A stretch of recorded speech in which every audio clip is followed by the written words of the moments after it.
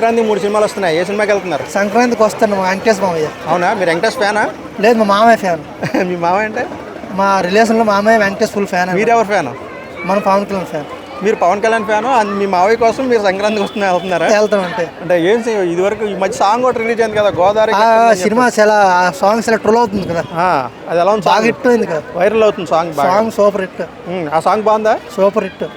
అంటే Sankranti first priority అయితే సంక్రాంతికి వస్తున్నది. తర్వాత నెక్స్ట్ సినిమా నెక్స్ట్ ప్రయారిటీ ఇంకేం అనుకోలేదు. ఇంకేం అనుకోలేదా? గేమ్ చేంజర్, డాకు మహారాజ్ ఇంకా 2 ఉన్నాయి. Game changer next priority. మా అబ్బాయి కదా. అవునా? పవన్ కళ్యాణ్ గారు అంటే మీ అబ్బాయి కదా. ఓకే అండి. అంటే ఇంకా పవన్ కళ్యాణ్ గారు ఆంధ్రప్రదేశ్లో ఎలా ఉంది? గవర్నమెంట్ బాగా చేస్తారు? వచ్చినాక బాగానే ఉంది. బాగానే ఉంది. అంటే బెస్ట్ పర్ఫార్మెన్స్ చేసిన మంత్రుల్లో ఈయన పేరు లేదంట. ఎందుకని? పేరు ఉంటుంది అంటే కొత్త కదా. అంతేనా? అంతే, తెలుసుకోవాలి కదండి. అంటే ఆయన ఎలా చేస్తున్నారు? ఆయన షీజ్ ద షిప్ అన్నారు, వెళ్తున్నారు, వస్తున్నారు, అవన్నీ చూస్తున్నారా మీరు? ఫాలో అవుతున్నారు? మనకు చూస్తూనే ఉంటాం. అంటే ఈ 4 సంవత్సరాల్లో, ఈ 5 సంవత్సరాల్లో ఆయన వల్ల మార్పు జరిగే అవకాశం ఉందని ఆశించవచ్చు. మార్పు జరుగుతూ ఉంటుంది.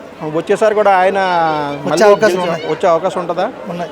అంటే నెక్స్ట్ టైం మళ్ళీ గవర్నమెంట్ వస్తే, కూటమి గవర్నమెంట్, ఆయన ముఖ్యమంత్రి అయ్యే అవకాశం ఎంత ఉందంటారు మీరు? అవుతుంది. అవ్వచ్చు అంటారా? అవ్వచ్చు. వచ్చే గవర్నమెంట్ వస్తే మళ్ళీ 2029లో ఆయన ముఖ్యమంత్రి అయ్యే ఛాన్స్ ఉంది. అప్పుడు మరి చంద్రబాబు గారు సపోర్ట్ చేస్తారంటారా ఆయనకి? మరి ఈసారి చేస్తారు కదా, చేస్తే మరి అప్పుడు కూడా చేస్తారని అనుకోవచ్చు అంటారు. ఓకే అండి, థ్యాంక్ యూ.